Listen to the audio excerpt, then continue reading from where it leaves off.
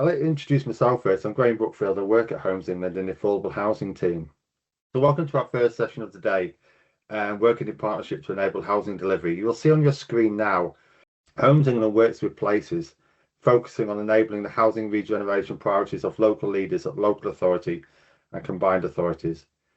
As devolution gathers pace, we'll be aligning ourselves more effectively to meet local need. This also includes capacity support through our learning programmes. There are key features of our work while we continue to offer broad support to places across England from our programmes including the Affordable Homes Programme and Brownfield Infrastructure and Land Bill Fund. We focus outmost our intense efforts on tackling the housing and regeneration ambitions of Pacific places. As well as programmes, we focus on providing single, joined-up packages of support to local leaders that bring together all of our assets we have at our disposal. Move on to the next slide, please. So on the agenda today, we have Richard and Joanna from MHCLG who will set our scene for the sessions today. We have then a perspective from Guy from One YMCA on working with local authorities. And finally, Shelley and Rachel from the Planning Advisory Service on themes in council delivery. We'll end with a Q&A session, so please post your questions as we go along in the chat, and like the ones that you'll be like to see asked. So over to Richard and Joanna first, please. Good morning. My name's Richard Birch. I'm in the LAF team at MHCLG, and I'd like to thank everyone for attending the session this morning. This is the first of 3 sessions being delivered by Homes England today in support of LAF delivery. Homes England have been brought in to share their kind of experience and expertise in housing delivery, and in particular to support the objective of the third round to maximise delivery via new supply. And I'm going to hand over to Jo. Thank you. Hi, I'm Jo Hahn. I work with Richard, head up the LAF team. I just wanted to take a moment to shamelessly plug the success of the LAF scheme as we reach, I think it's about the 2-year anniversary almost of the launch of the scheme. I think it's safe to say everyone has been really pleasantly surprised at how successful the scheme has been. We've tried to do something different, and I think it's worked really well. Almost wholly down to the excellent support from all the contributing local authorities who've enabled us to kind of deliver almost 5,000 homes, I think, so far over that 2-year period, which is really exceptional. So thank you to everyone who's been contributing. And obviously we're now into round 3, want to continue to promote the scheme and make sure it continues to support local authorities and expanding their stock. So thank you, everyone. Back to Richard or whoever I'm handing over to. Please hand over to Guy, please. Well, good morning, everybody. It's really great to be with you. My name's Guy Foxall. I'm the Chief Executive at One YMCA. There are about 86 YMCAs across the UK, and we look after one which does the work from the Midlands down to as far as Cornwall. We worked with about 115,000 people last year, and about half what we do is supported housing in particular. As you can imagine, with that kind of breadth, we work with loads and loads of local authorities. And I want to share a tale of 2 districts, both very, very good, but a couple of little differences which I wonder if you might be able to take into your work locally with supported providers like ourselves. So perhaps we can see the next slide, please. So example number 1 is a great, and both of these will be nameless, by the way. They're both excellent, but because of the differences between them, I'll keep that bit a surprise for you. We've been able to bring forward some Homes England funding and a whole lot of other grant funding for that wonderful artist impression that you can see in the top. You can see on the right hand side where we're selling all the red half of our site, and that's going to go to other housing, and we're keeping that L-shaped block in the top left hand corner on the right hand side for a supported homeless accommodation site for 100 people. So really exciting stuff, and more than £6 million there from Homes England, which has been amazing. So the local authority helped us develop real support from councillors through the planning phase, through the sort of local engagement phase, and of course critically during the application phase. They also gave agreement to purchase the red shaded areas from us, so that they took that at market value, which really helped us out from some tricky land covenants which were on that site, which were in their favour. So really good proactive stuff. They could have charged us probably £2-3 million for that, but they chose not to because they need more accommodation of our type, which is temporary and supported accommodation.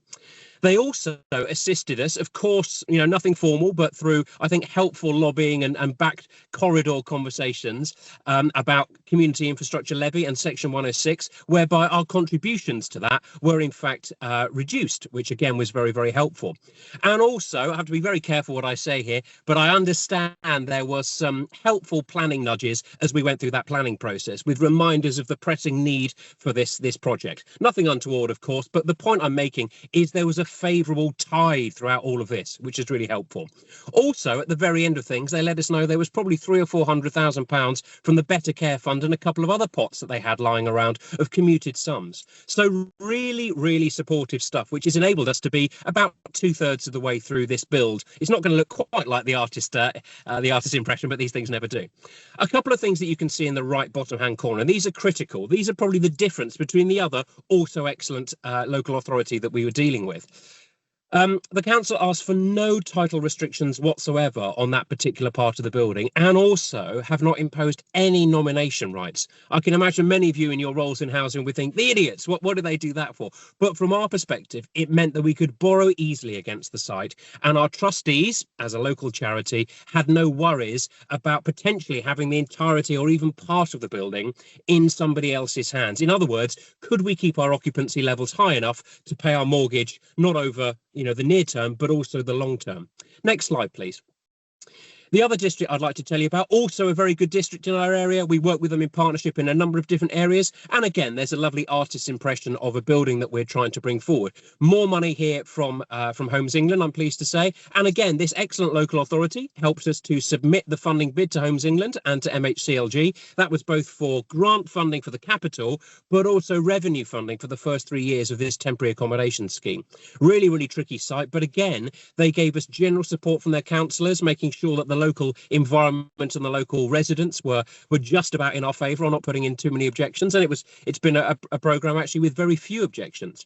They also made an agreement to contribute commuted sums, which again really, really helps. It demonstrates that their cabinet is behind what we're doing, makes it really helpful for our trustees to show this isn't just some crazy idea from the chief executive, but actually there's a backing and there's a journey way forward for this. They also gave us support with resident consultation events, coming to each of those, listening to what local people were saying, and where they could, giving helpful supportive answers from the council's position. Now, they were chipping in around about 4% of the funding contribution for all of this, but I want to highlight 3 different areas which perhaps differs from my previous example, and I'd love you in your local context, particularly if you're dealing with another YMCA in your patch, to bear some of these things in mind. For the build that we're doing with this particular council, they've been very, very insistent on some form of title restriction. That's a real challenge for us, as you can imagine, but I completely see why they want to do it. They want to be able to protect the perpetuity of our relationship with them and the fact that that building will be used to house local people. In a similar vein, they've asked for planning conditions for local resident occupation only, exclusive 100% rights. And finally, there is onerous nomination rights from my perspective, because that's covering the whole of the building, as I say, for only 4% of the funding contribution. So again, we've got the opportunity, or we wouldn't have had the opportunity to bid for this funding without them, because that had to come through them to MHCLG and Homes England. We also have the scenario where they are in a position where they have a desperate need for housing of this type, as I'm sure many of you do. However, the challenge for us, and you'll be dealing with some really big housing associations who are much larger than our little charity, is that this is a significant £10 million spend. And therefore, not being certain over having our own criteria for occupancy and keeping that occupancy up in the high 90s, 95, 96, 97% is a real challenge and concern for us, and actually puts the entire scheme in a risky position. So my hope is that you can see some of the things that were common from both of those responses from our perspective, so that we've got local authorities who are for us, who are proactive, who are helping us with the bid, who are smoothing the ways with councillors and doing whatever they can to find little pockets of money just to grease the wheels and make things work. Both of that is really helpful, and if in your context you've got the chance to do that, it really makes a big difference. However, as you can see, there's a slight difference, one of them which makes it harder, one which makes it easier, in terms of the levels of restrictions and indeed nominations that go into a building. I totally understand why local authorities have to do this. However, we're in a situation where, from our perspective as a small charity, that can actually threaten our business model, make it harder to achieve borrowing because of the restrictions on it, and of course gives us that concern over the people we'll have in our building and whether we can keep it full. So I'm going to pass over to our next speaker now, but I hope you found that comparison of two different perspectives from a local charity like ours to be helpful, and I hope it makes you that little bit warmer, that little bit kinder, that little bit more generous in your own context. Thank you. Thanks, Guy, and I can see some questions in the chat, which I'm sure we'll get to at the sort of joint Q&A. So good morning, everyone. My name's Shelley Rouse. I'm a principal consultant at the Planning Advisory Service. I'm used to talking to planners, so I appreciate that some of you in the room are planners and some of you are other local authority officers, and some of you are kind of that wider deliverers of local authority or affordable housing delivery. So if I slip into planner speak, I apologise now. It's just my sort of default setting. So I'm going to cover a little bit about the kind of general themes that we see around in local authority delivery of affordable housing. But I'm going to start with what the Planning Advisory Service is. So we're a very small team. We're a team of 16 people. We are part of the local government family. So we are essentially part of the Local Government Association, which is the umbrella organisation for all local authorities and councils in England. We have a slightly different branding because we are directed at planning, and we are funded by the Ministry for Housing, Communities and Local Government, as well as the Department for Environment, Food and Rural Affairs. So they give us money to support on our kind of environment programmes. And we're a little bit like Robin Hood. We take money from central government and we spend it on local planning authorities and councils, helping them drive improvement and provide effective planning services, as well as responding to change when the planning system changes, which feels quite often, actually. Pretty much every week there's something new in planning to help councils pivot to. And how do we do that? Well, as an organisation, we run things a little bit like this. We run training events, workshops, webinars. We make a lot of resources and guidance and toolkits for local authority officers to kind of dip into and either use kind of self-serve. We bring together people in networks so that peer-to-peer learning can happen. And we also do kind of individual councils or offers things like peer reviews, so kind of MOT of how local authorities planning services is working. And we tend to cover all the different dynamics of planning, so that both decision making through the planning application process, but also the development of local plan strategies and things like developer contributions as well. So I'm going to cover a little bit about that sort of national picture, and this is a statistic I like to bring up when we're talking about housing numbers nationally, and the government agenda of 1.5 million homes has definitely meant this graphic has come out quite a lot recently. But it's really interesting to show how the split of delivery has changed over the years, starting from 1969, where it was around kind of 50% private enterprise market delivery of homes versus around 50% being met by local authority completions. And you can see that as a trend, that's rapidly declined, and around the kind of mid-90s, right to buy as a policy was really kind of kicking in and reducing those completions. But also councils were encouraged to transfer stock to either housing associations or set up their own kind of arm's length housing companies. And that, as you can see, sort of dramatically declined the number of affordable homes being delivered by the public sector, but also shifted it from local authority completions into housing association completions. And you'll see that there is kind of significant dips around when recessions have happened, but also the pandemic. So looking a little bit closer at more recent figures, you will see actually we're on the way up. There's a kind of re-emergence, a green shoots of a re-emergence of public sector delivery of housing.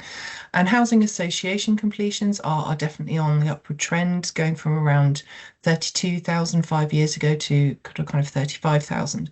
But a really dramatic increase in local authority completions, having been pretty much zero since up until sort of 2015. We're now seeing kind of year on year an increase in the number of affordable housing being delivered by local authorities. and kind of not quite getting back to the probably 150,000 that we saw in the early 70s, but we're definitely on that homeward on a growing trend within the last 2 financial years. And so why is that kind of happening? Well, the trends we're seeing that definitely in the last 5 years, there's been a 60% increase. So 5 years ago, about 60% of councils were engaging in providing housing through a variety of models. That's now nearly up to 100% of councils engaging in providing housing through a variety of models.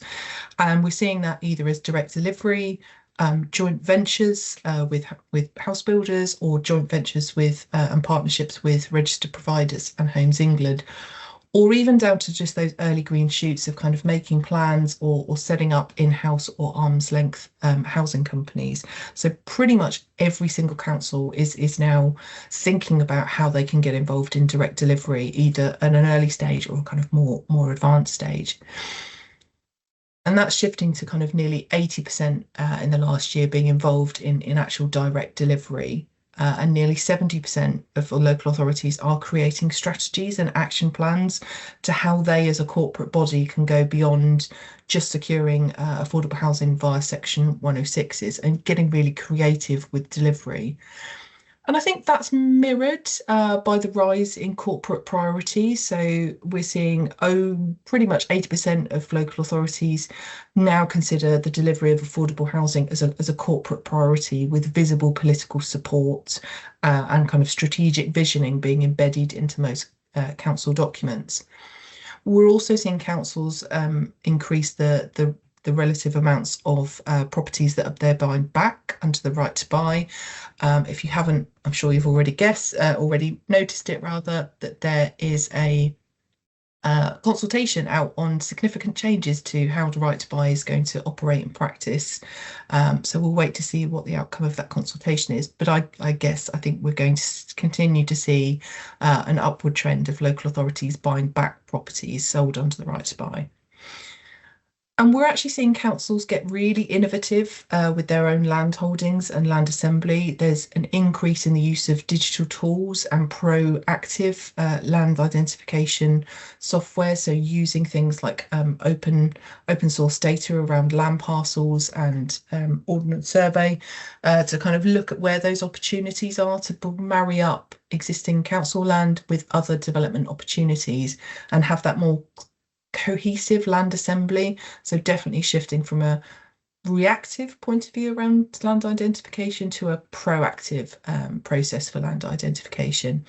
And we're definitely seeing councils significantly increase participation in partnership models, and predominantly down as a result of the funding and skills constraints that local authorities find themselves in at the moment. So there are some challenges and opportunities, definitely. The cost of building materials and skill shortages in the construction industry is hitting everyone, whether you're market delivery or public sector delivery. The age-old problem of not enough land that's been identified for housing, or not enough land kind of coming forward through the planning process. And again, I think that's driving that move to a more proactively identifying processes that local authorities are undertaking. But there is some definite constraints in terms of expertise and planning and housing capacity, and I'll touch more about that on the next slide. But essentially around the mid-90s, a lot of expertise in the delivery of public sector housing left local government, and by this stage in proceedings, a lot of that skill and resource and expertise has either retired or left the sector completely. So it's taking a bit of time to kind of rebuild that skills profile within public sector, and it's going to take a little while.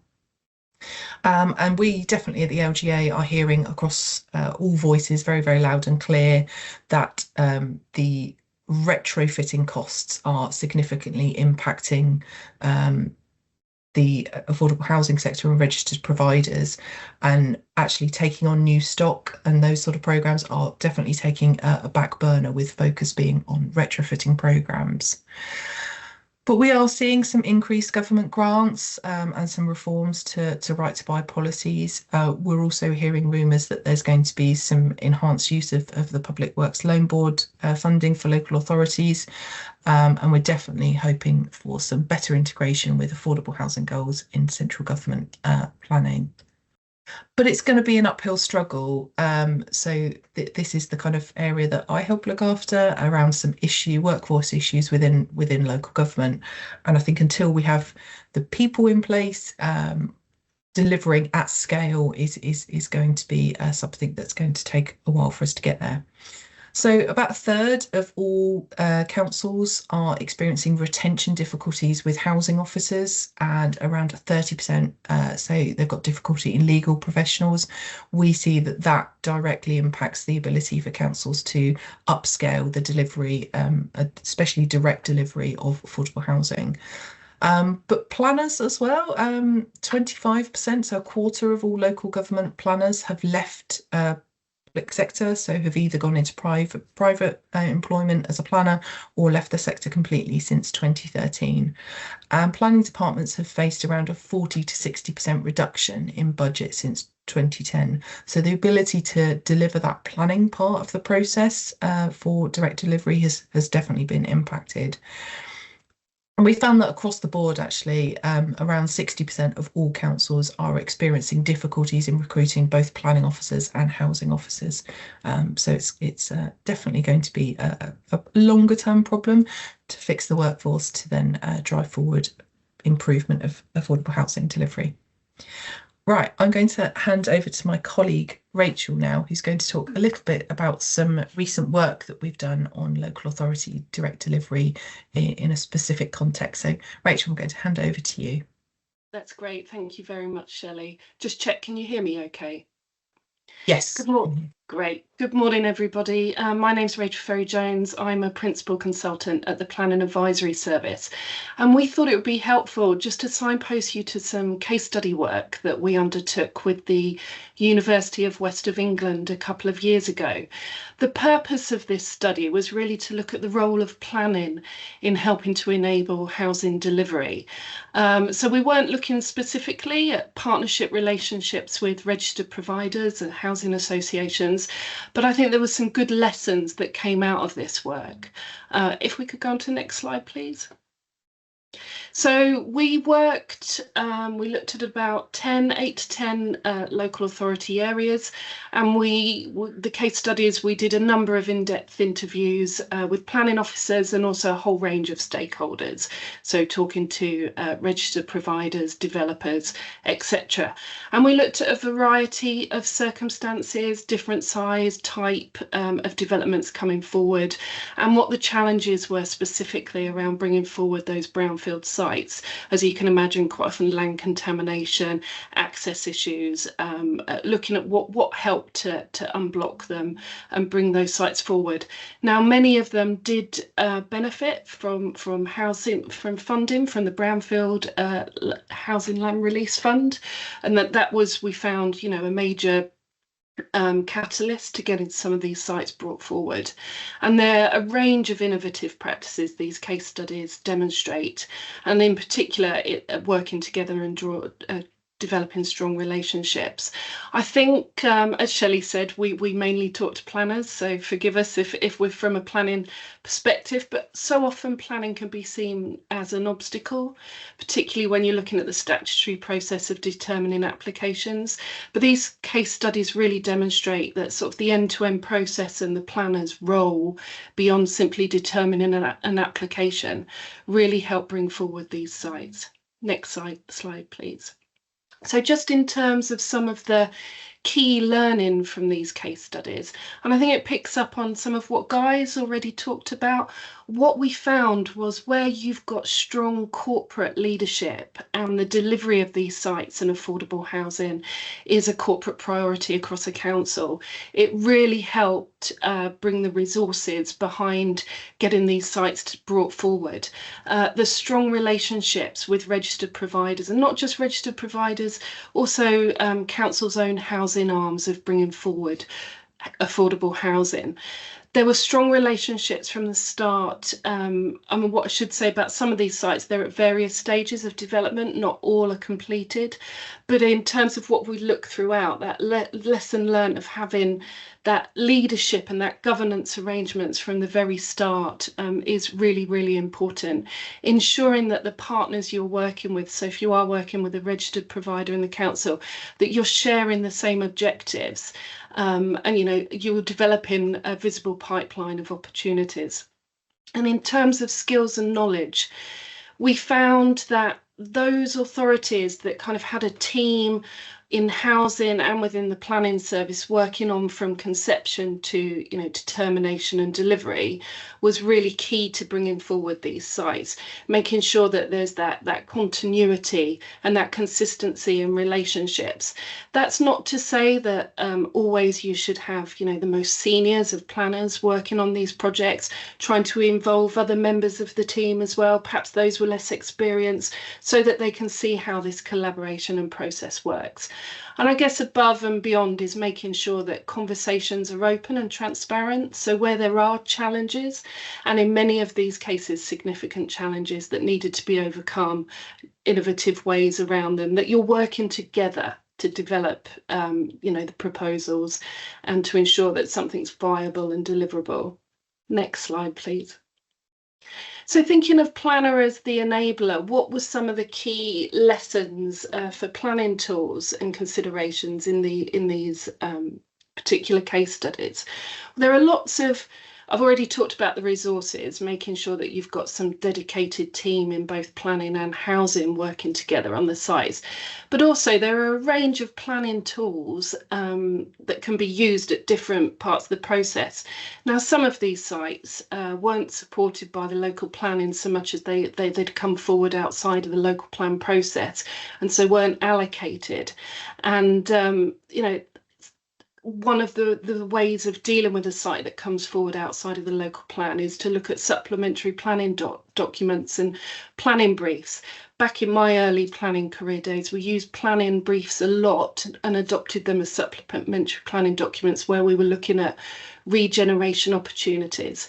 They're a way of bringing, before an application is submitted, a way of bringing all stakeholders together and setting out the parameters, addressing challenges and looking at what's possible to come forward on that site and making sure that everybody's sort of tied into that. You have some community consultation before an application is submitted. The same sort of approach with master plans, making sure there's that pre-application discussion. What we're finding at the moment, and I'm sure many of you will be aware, there are issues around planning permissions that have been granted already and that have Section 106 agreements for the delivery of affordable housing.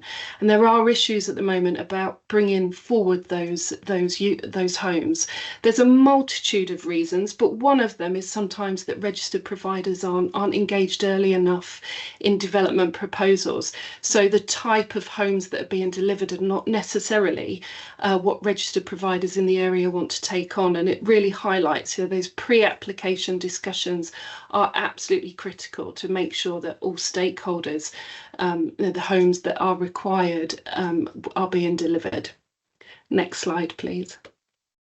So it's just remembering that planners, and these case studies demonstrate this, they have a range of skills, if engaged early, that can really help bring forward by bringing partners and stakeholders together. The power of negotiation, working with local plan policy. I mean, some of these case studies, the challenges have included, like I've said, about allocations not being in the local plan, or specific issues around the historic environment where planners have needed to work with developers and registered providers to make sure that listed buildings are still integrated appropriately into proposals. We also have the Mendip case where there was a nutrient neutrality issue, and there's quite an innovative approach at that point in time. There were no agreed on mitigation proposals, and it was holding up the grant of planning permission. And together the planners with developers, registered providers, came up with an approach for mitigation in the future so that planning permission could be granted.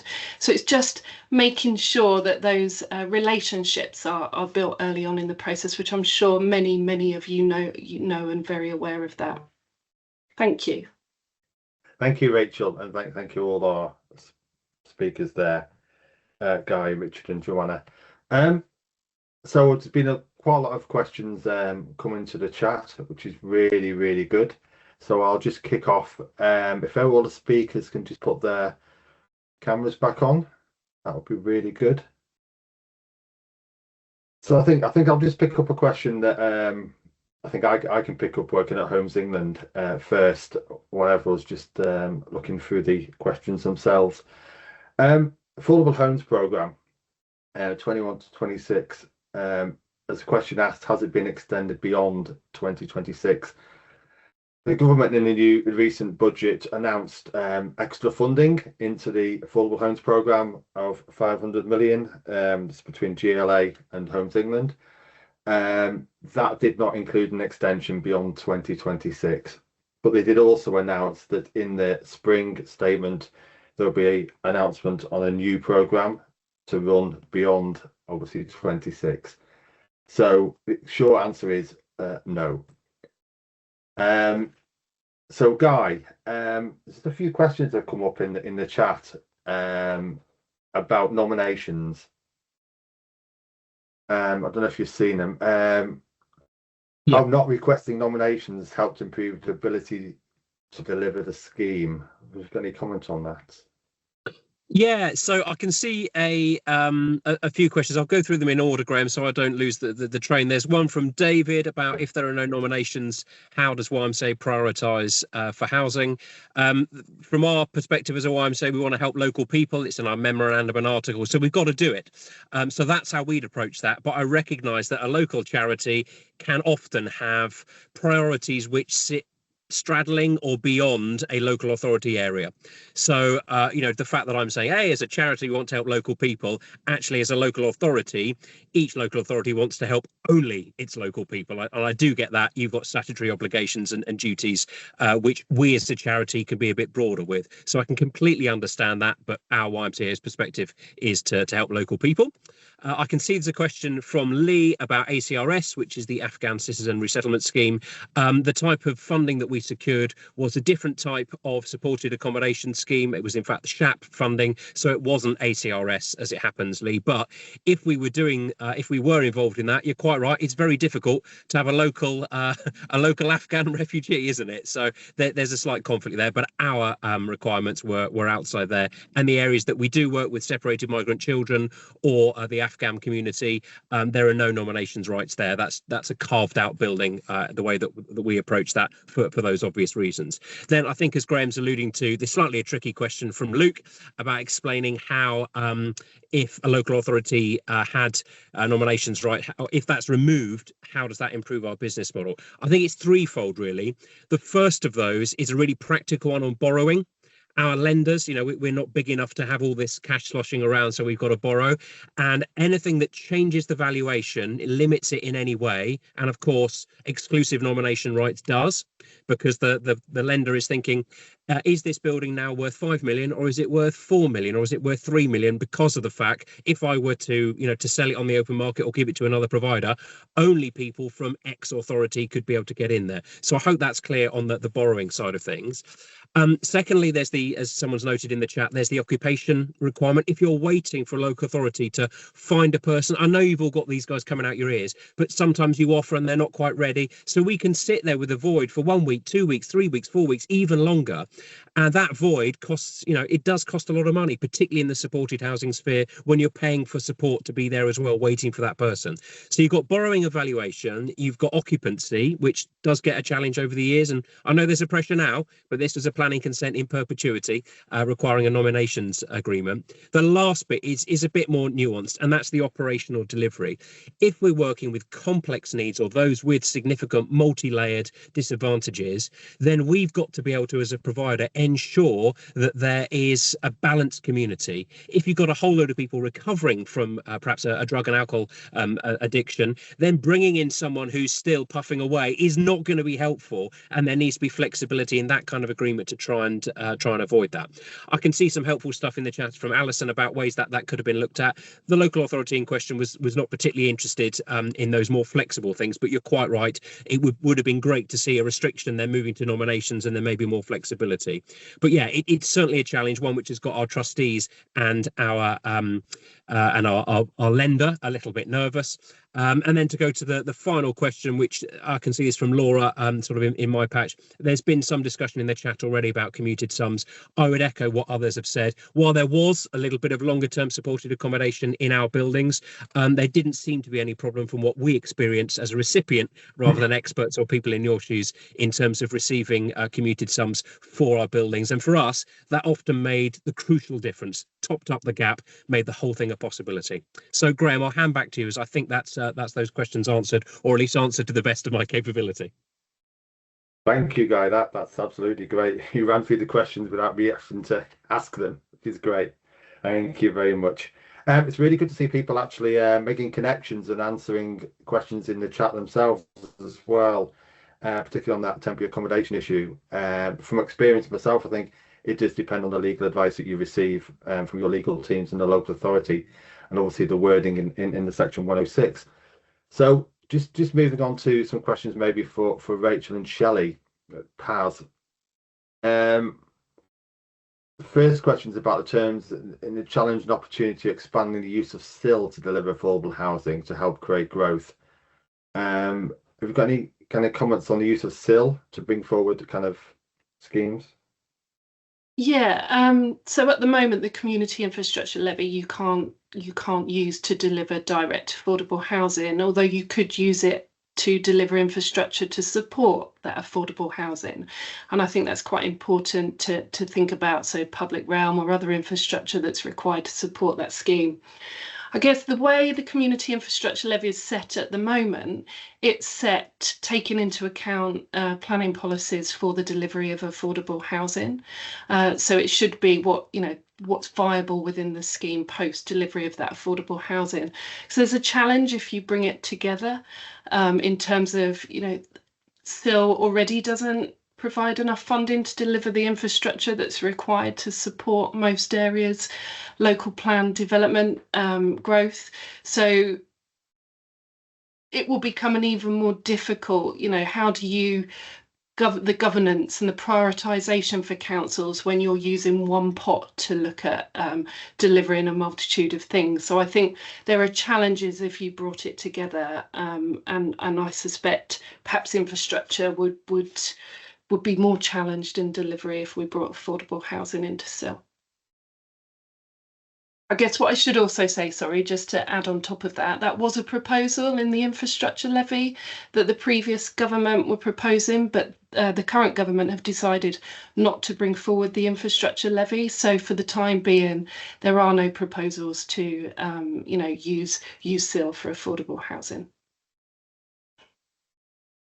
Thank you very much, Rachel.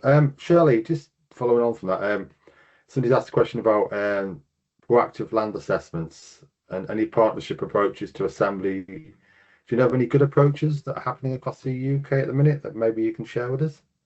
Yeah, so I mean, the two authorities that are kind of leading the way with the kind of proactive identification of land opportunities is Birmingham City Council and the London Borough of Hounslow, both really constrained local authorities, not a lot of ownership of land that's within council ownership. Some of it's within kind of public ownership, private ownership. So they have been utilising kind of software to kind of do a citywide sweep of available parcels that have the potential for redevelopment and kind of aligning that with them with their own kind of records of what's in their own ownership. I think Birmingham particularly are different in that they've got their own kind of arm's length housing company, so they're able to kind of look at those opportunities of what's within the council's ownership and what's within the ownership of that deliverer, and kind of look for where those overlaps are, or where there are those parcels of land where if you spoke very nicely to the person who owns the bit of land next to it, it begins to make more sense as a site. It begins to kind of build that's an area of opportunity and an area of change, whereas those individual parcels of land ownership just in the council's ownership wouldn't make sense to bring forward. You know, things like disused kind of garages on big estates. So actually putting together a kind of more sensible, proactive approach where do those parcels of land of kind of estate renewal begin to make sense, where there's that kind of critical mass, and being proactive and kind of approaching those landowners and saying, look, this is an area that we want to look at. So those are the two, I think, that are the most advanced in doing that process. But it's definitely something we're seeing councils get more savvy, using those digital tools to kind of automate that search for land opportunities. Thank you very much, Shelley. Just, I think there's been a question asked that maybe I could pick up on funding for temporary accommodation. I assume that's through the Affordable Homes Programme. And somebody said that they've been told that it's not eligible for funding. Guy kind of referred to the SHAP, Single Homelessness Accommodation Programme. There are some standalone programmes that have now finished that were specifically aimed at kind of homelessness, temporary accommodation. The Affordable Homes Programme 21 to 26 really aimed at kind of permanent housing. However, what I would encourage you to do is have a chat with your growth manager or your contacts at Homes England to discuss that further, because there are nuances between what's temporary and what isn't. So yeah, I'll just have that conversation, and happy for you to contact me if you don't have a contact at Homes England. That would be really good. Shelley and Rachel, there's some questions about biodiversity net gain, and the huge impact, and we see this quite a bit as well at Homes England, on viability on housing delivery. Are you seeing, what kind of evidence are you seeing of that as a barrier across the work you do at local authorities, local planning authorities? Or is it an opportunity? Should I take that one, Shelley, and then you can add? Yeah, I think it's still quite early days. We're hearing anecdotally that it is having an impact on viability when we're in discussions with both developers and council officers. But we're still in a process of trying to understand exactly what the impact is. We've got a programme funded by Natural England, by DEFRA, and on biodiversity net gain, and we've got a network of, I think, about 1,000 officers, is it, Shelley, who are all obviously learning dealing with biodiversity net gain through the planning process. So we're getting a lot of intelligence, but I would say it's sort of anecdotal at the moment. But that assessing and recording what's happening as it's working in practice is something that PAS will continue to do.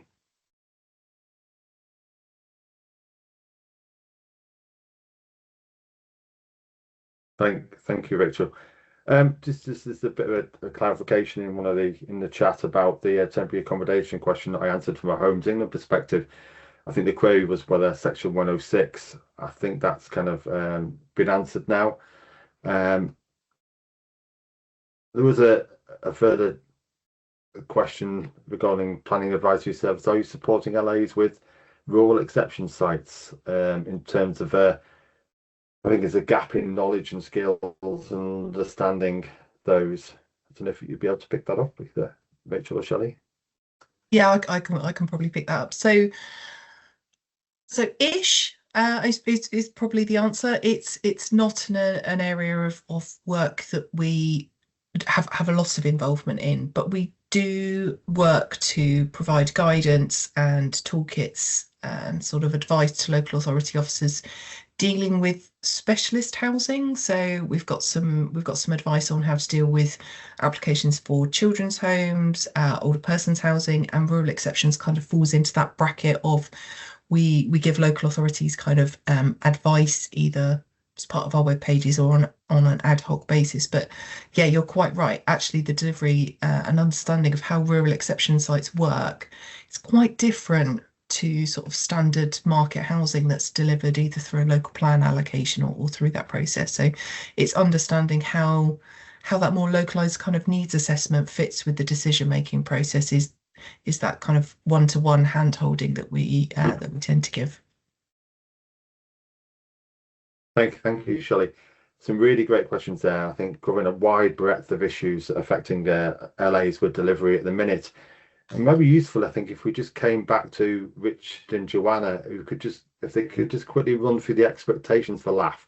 If we draw it back to the kind of the training sessions today, and round 3, and kind of what the expectations there on local authorities are, and also if you have a chance, just what were the successes for the first 2 rounds. If that's okay. Richard, were you going to hop in? Jump in, go on. Yeah, up to you. I'll go through the kind of 3 rounds, kind of give the overview. So the first round of LAF was to support Ukrainians and Afghans. And then that was £500 million round that was launched in 2022. Then the second round was 250 million. That was to support further support for those on Afghan resettlement schemes. And then we also added the TA element. And then the third round is temporary accommodation, and again with support for the Afghan cohort.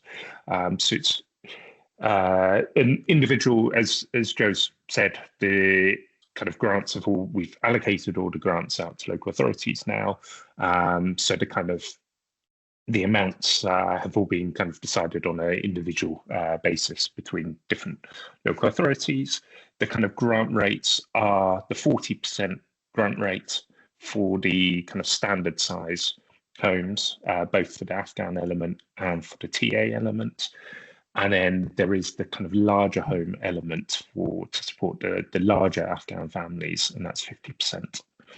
And Joe, do you want to kind of come in and add anything to that?